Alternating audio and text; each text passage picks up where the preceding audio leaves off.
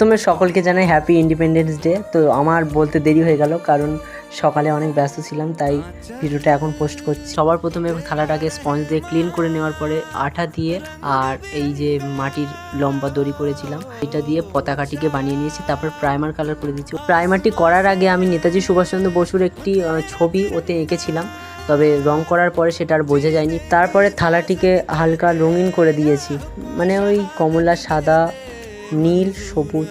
আর তারপরে নেতাজি সুভাষচন্দ্র বসুর যে শ্যাডো পেন্টিংটি হয় সেটি করে দিয়েছি।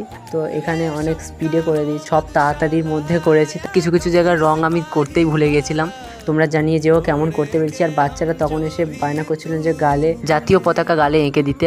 তো এবারে যেহেতু ৮০তম স্বাধীনতা দিবস, সেই জন্য সেটি এঁকে দিয়েছি। তারপর আমার সিগনেচার করে দিয়েছি।